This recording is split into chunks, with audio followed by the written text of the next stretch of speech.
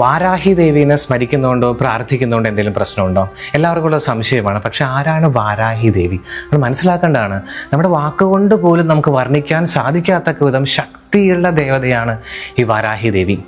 ദേവിയുടെ മുഖം പന്നിയുടെ മുഖത്തോടു കൂടിയും പക്ഷേ നല്ല സൗന്ദര്യമുള്ള സ്ത്രീയുടെ ശരീരഘടനയോടും കൂടിയിട്ടുള്ള ദേവതയാണ്. സാക്ഷാൽ ലളിതാ മഹാത്രിപുരസുന്ദരിയുടെ സൈനാധിപതിയാണ് ഈ സാക്ഷാൽ വാരാഹി ദേവി. ലളിതാംബികയുടെ വാസസ്ഥലമായിട്ടുള്ള ശ്രീചക്രത്തിലേക്ക് പോകുന്ന വഴിയിൽ, ചിന്താമണി ഗ്രഹത്തിലേക്ക് പോകുന്ന വഴിയിൽ ആണ് ദേവി വസിക്കുന്നത്. ശ്രീചക്ര അനുബന്ധമായിട്ട് പറയുകയാണെങ്കിൽ ഭൂപരത്തിലാണ് വസിക്കുക. ഭൂപരത്തിലെ 16ാമത്തെ മറയിലാണ് ദേവി വസിക്കുന്നത്. 7 അമ്മ ദൈവങ്ങളിൽ ഏറ്റവും പ്രധാനപ്പെട്ട ദേവതയാണ് സാക്ഷാൽ വാരാഹി ദേവി. 7 അമ്മ ദൈവങ്ങൾ, സപ്തമാതാക്കളിൽ ഒന്ന് പ്രധാനപ്പെട്ടതാണ് ഈ വാരാഹി ദേവി.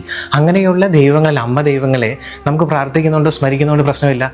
പക്ഷേ ദേവി ഉപാസിക്കുക, ദേവിയുടെ മൂലമന്ത്രത്തെ നിരന്തരമായിട്ട് ചൊല്ലുക എന്നുള്ളത് നിങ്ങൾ ചെയ്യാൻ പാടില്ല. അതൊരു ഗുരുവിൻ്റെ ദീക്ഷയില്ലാതെ, ഗുരുവിൻ്റെ അനുവാദമില്ലാതെ നിങ്ങൾക്ക് ചെയ്യാൻ പാടില്ല. പൂർവ്വജന്മ സുഹൃതമായിട്ട് കിട്ടേണ്ട, ഉപാസിക്കേണ്ട ഒരു മൂർത്തിയാണ് സാക്ഷാൽ വാരാഹി ദേവി. വാരാഹി ദേവി, പ്രത്യങ്കിരി, കാലഭൈരവൻ, ഇവരെല്ലാം കുറച്ച് രൗദ്രഭാവത്തിലുള്ളതാണ്. നമുക്ക് ഇതിൻ്റെ എനർജി ഫോം ഉള്ളിലേക്ക് വന്നു തുടങ്ങിയാൽ, പ്രസൻസ് ഫീൽ ചെയ്ത് തുടങ്ങിയാൽ, നമുക്ക് അനുഭവിച്ചു തുടങ്ങിയാൽ ചിലപ്പോൾ താങ്ങാൻ പറ്റിയെന്ന് വരില്ല. പക്ഷെ നമ്മൾ വിചാരിക്കും താങ്ങാമെന്ന് വിചാരിക്കും. പക്ഷേ ഇത് നിങ്ങൾക്ക് ചിന്തിക്കുന്നതിന് അപ്പുറമാണ്. അതുകൊണ്ട് ഒരു ഗുരുവിൻ്റെ സാന്നിധ്യം വേണം. പൂർവ്വജന്മ സുഹൃതമായിട്ട് കിട്ടേണ്ടതാണ്.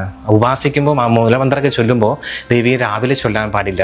രാത്രി 8 മണിക്ക് ശേഷമാണ് ദേവി ശക്തി ആർജിക്കുന്നത്, ദേവിയുടെ പ്രസൻസ് ഫീൽ ചെയ്യുന്നു. അതുകൊണ്ട് ആ സമയത്താണ് ഉപാസകർ ചെയ്യേണ്ടത്. അത് ഗുരുവിൻ്റെ സാന്നിധ്യത്തോടു കൂടി മാത്രമേ ചെയ്യാൻ പാടുള്ളൂ. അതുകൊണ്ട് സാധാരണക്കാർക്ക് എപ്പോൾ വേണമെങ്കിലും ദേവിയെ പ്രാർത്ഥിക്കാം, സ്മരിക്കാം, ദേവിയുടെ നാമങ്ങളൊക്കെ ചൊല്ലാം, കുഴപ്പമില്ല.